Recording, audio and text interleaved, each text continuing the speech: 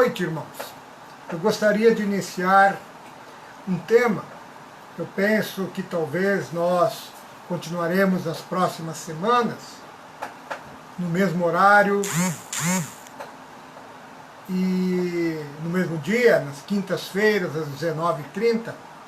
Nós, se Deus assim permitir, iremos compartilhar com os irmãos sempre uma porção da Palavra de Deus. E nessa noite, eu desejo compartilhar com os irmãos um tema muito interessante, que eu tenho pensado muito nos últimos anos, sobre o que nós viemos fazer nesse mundo. Por isso que o tema, o nome deste assunto que vamos tratar, ou iniciar a tratar essa noite, ele tem por título Descobrindo o seu propósito de vida. O que é isso, descobrir o propósito de vida?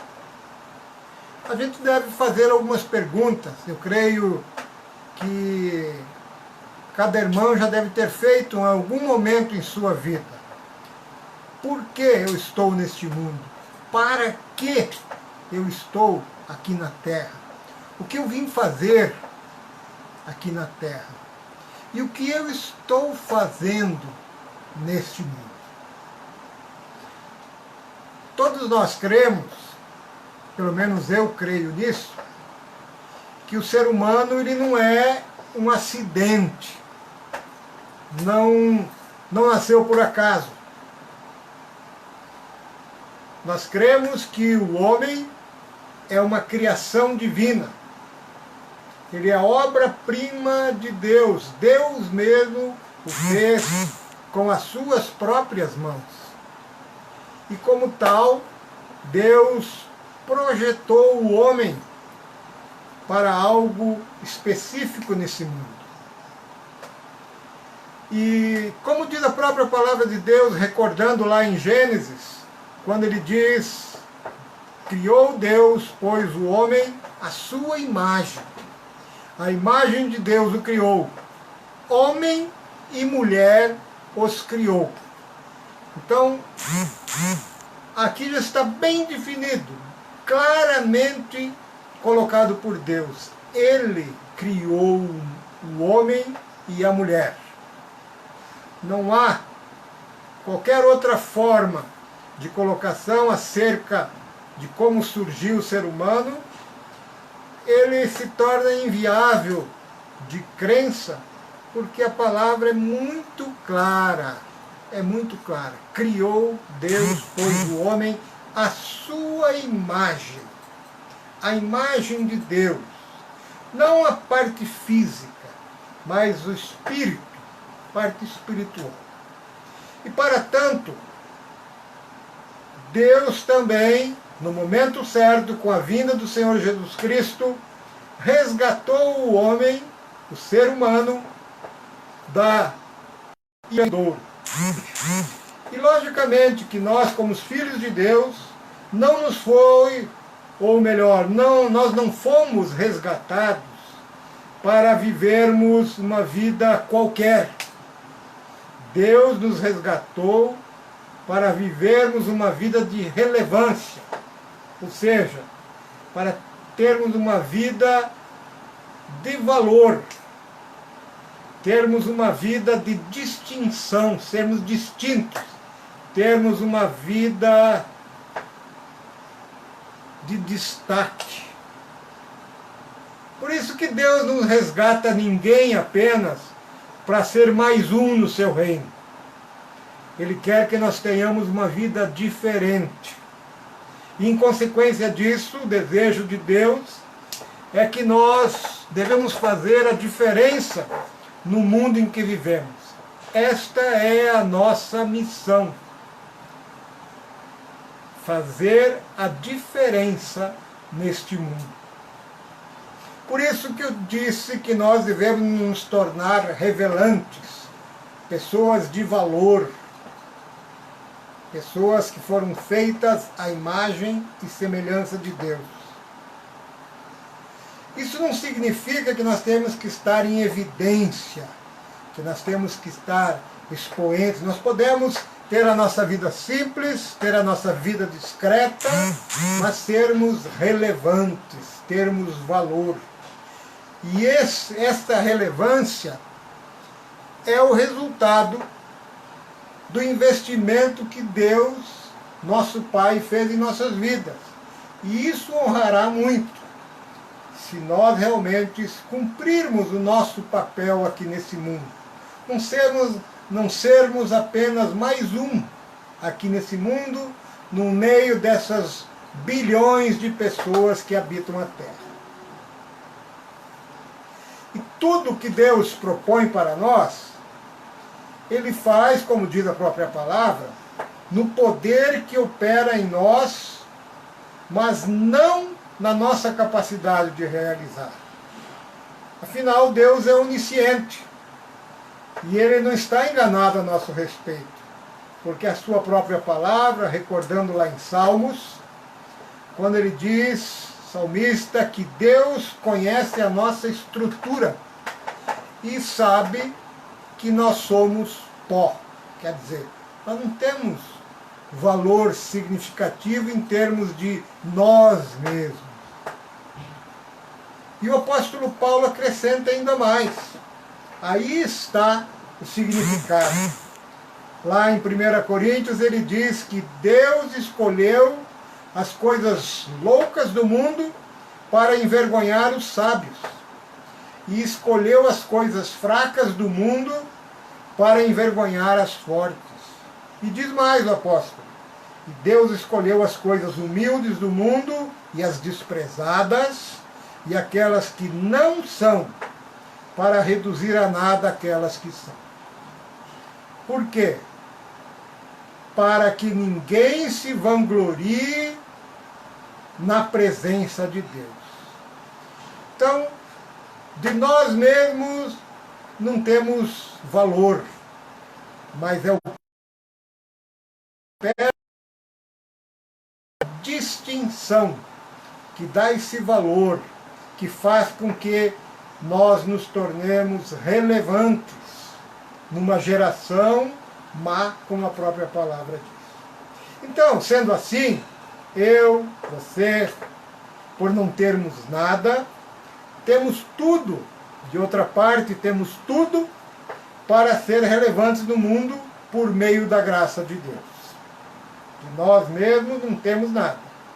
E por isso temos tudo por meio da graça de Deus. Mas, apesar disso,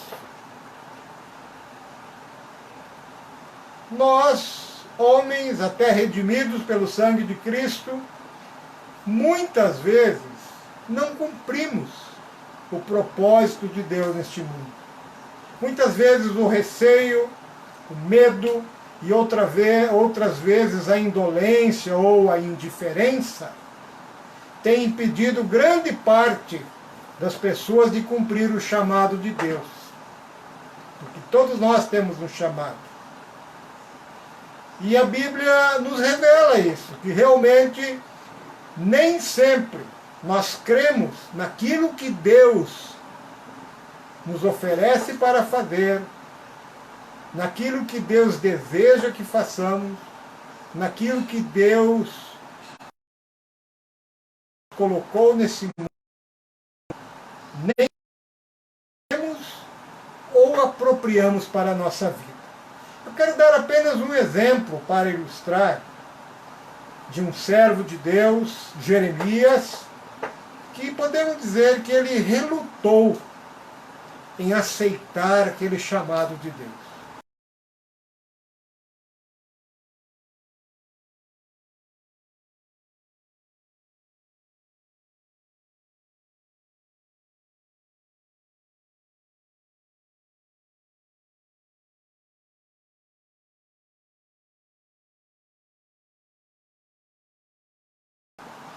Jeremias mesmo, descrevendo ou relatando lá no capítulo 1, no versículo 5, ele diz: assim disse Deus, antes que eu te formasse no ventre materno, eu te conheci.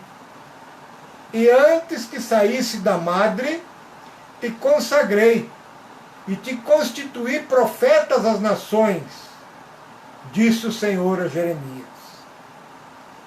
Por que o Senhor teve que falar isso para Jeremias? Porque ele argumentou com Deus que ele era incapaz, que ele era inexperiente, que ele não sabia falar, que ele era uma criança apenas. E na verdade ele se achava uma criança, um menino em todos os sentidos. E por isso que ele não estava recebendo de bom grado, aceitando de bom grado aquele chamado. Mas o que é o chamado? Chamado é o cumprimento de um desígnio eterno. Deus nos chama. E Deus já antes de nos formar, como ele mesmo disse aqui a Jeremias, antes que te formasse no ventre materno, eu te conheci, e te consagrei, e te constituí profeta. E assim, Deus faz em relação a cada um de nós. Deus nos vê uns como profetas, outros como um líder, outros como um mensageiro, outros como cumprindo, enfim, muitas missões nesse mundo. Cada papel que desempenhamos, o que nós nos submetemos a Deus para conhecer, é uma missão que nós vamos cumprir nesse mundo. E Deus nos chama, primeiramente, à salvação. E também nos chama a exercer esse papel relevante no mundo, como estou falando aos irmãos. E Deus, por meio de Jesus Cristo, na sua vinda, estabeleceu o seu reino em nós.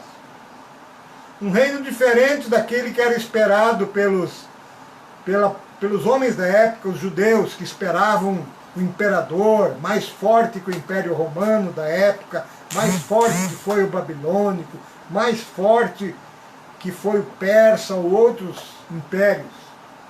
Mas não era esse o reino que Jesus veio estabelecer.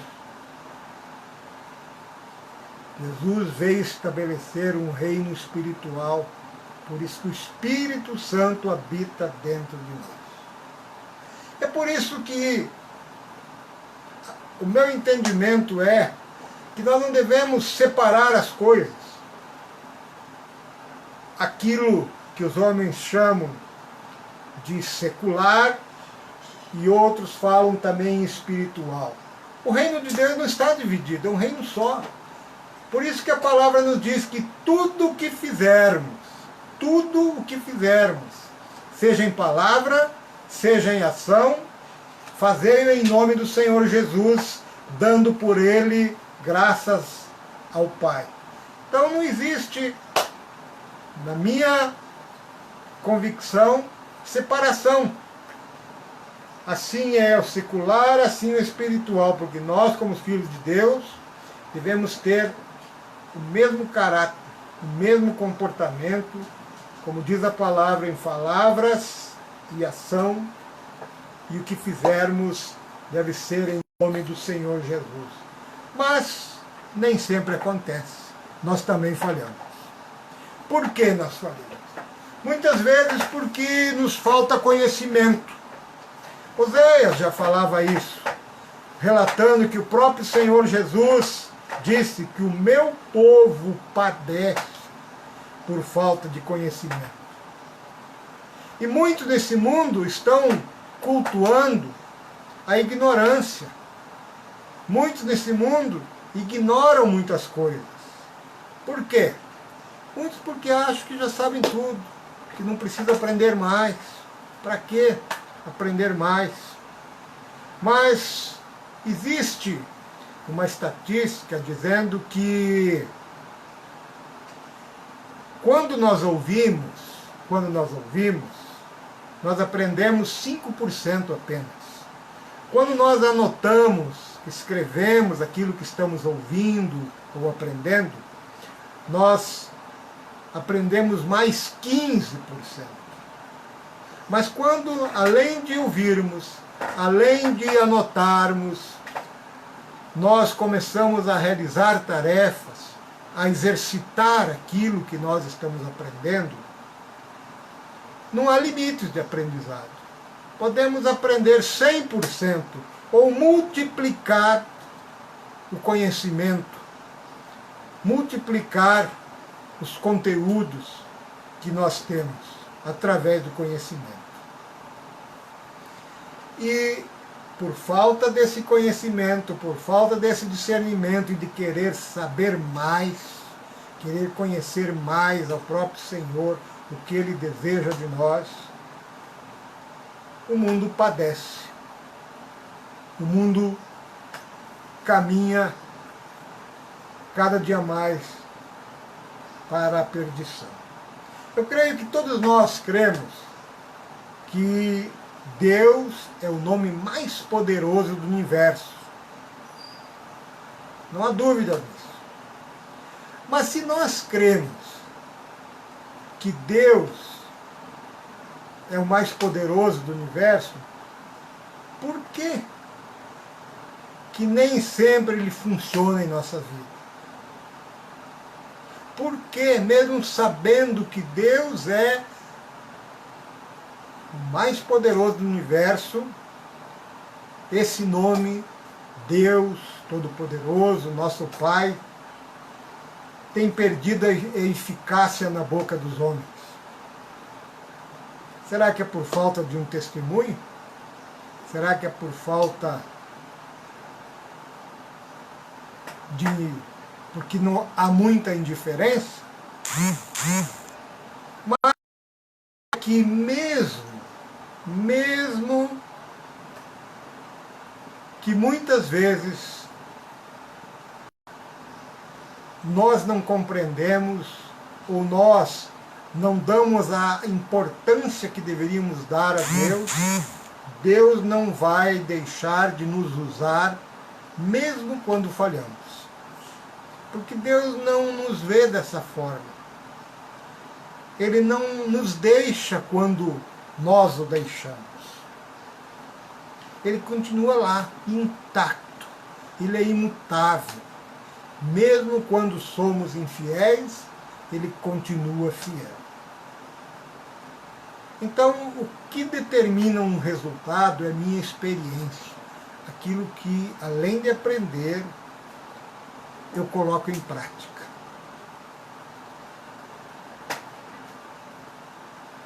Hoje, e aliás ao longo do tempo, cada vez mais o dinheiro tem um maior valor.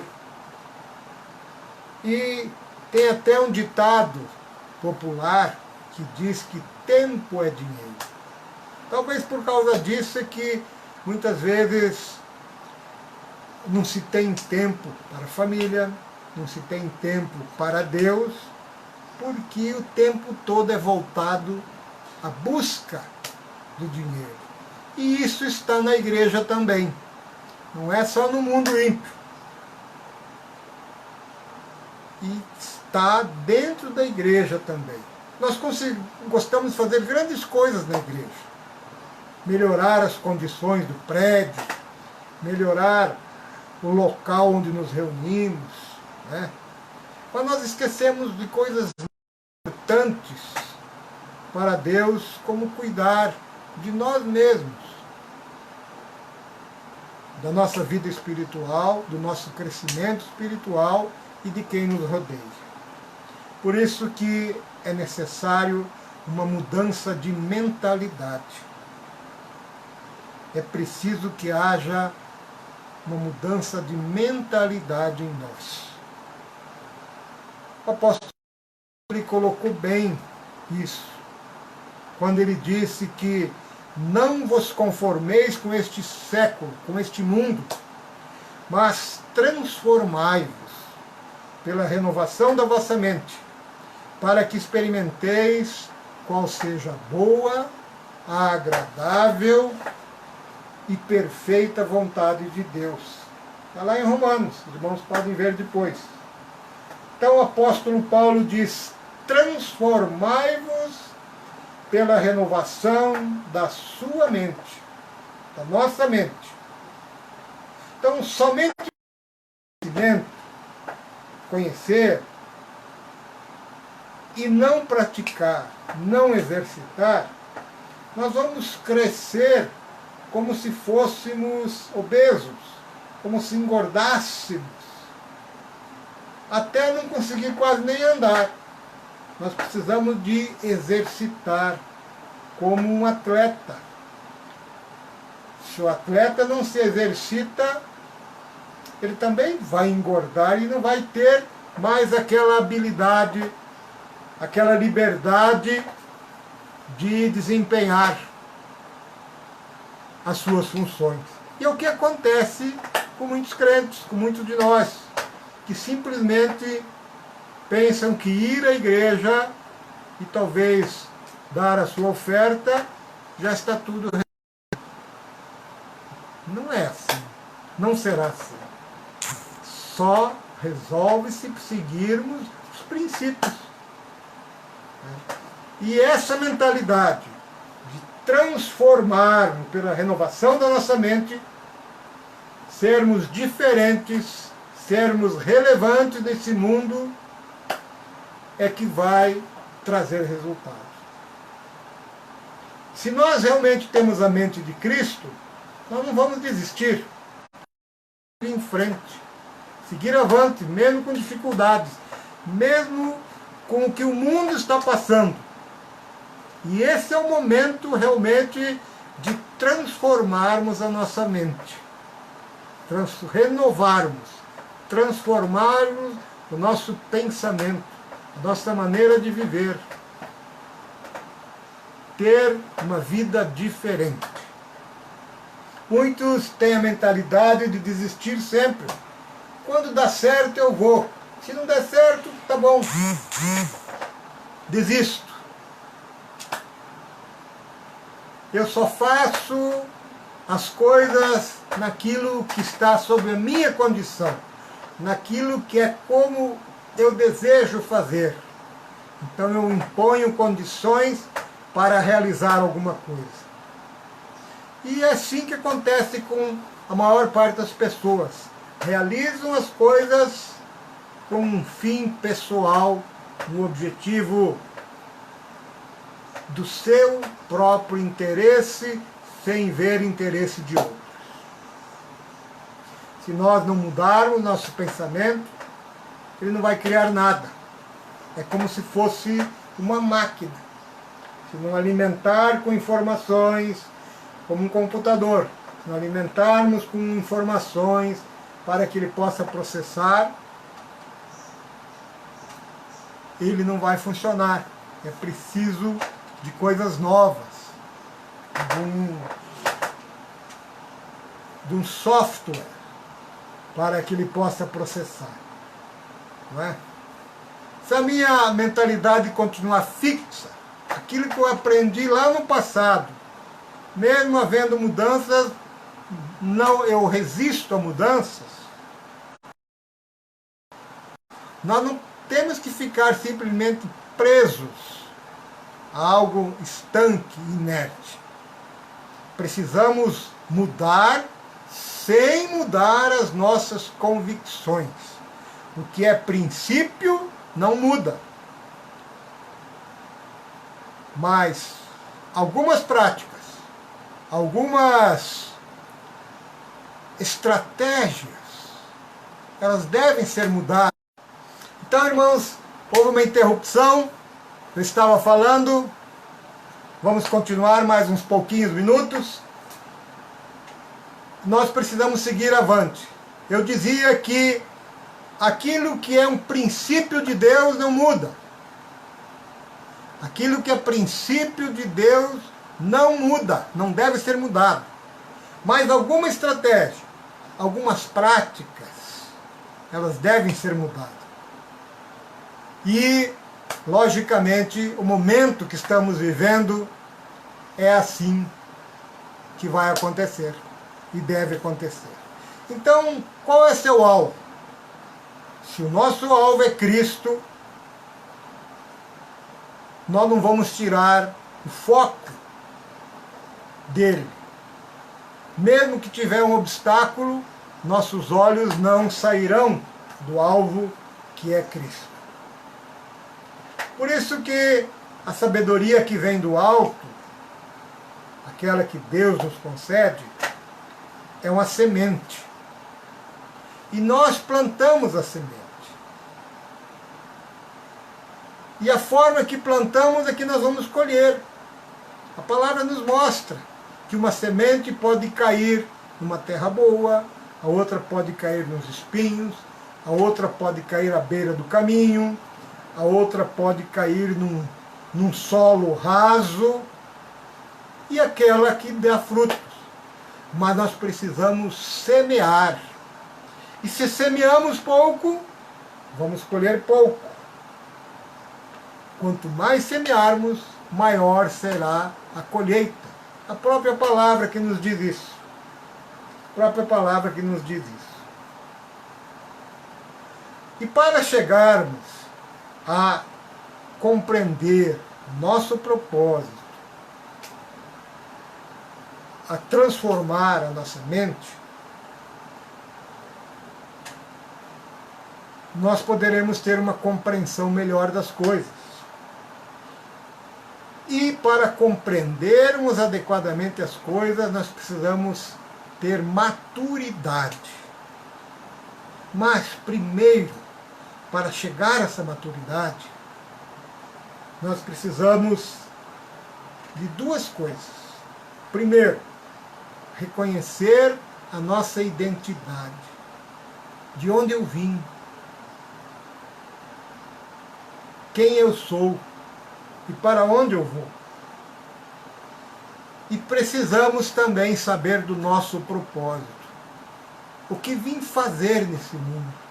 Para que eu estou nesse mundo? E é esse assunto que, se Deus permitir, nós vamos continuar na próxima semana, quinta-feira, às 20h30, horário do Uruguai.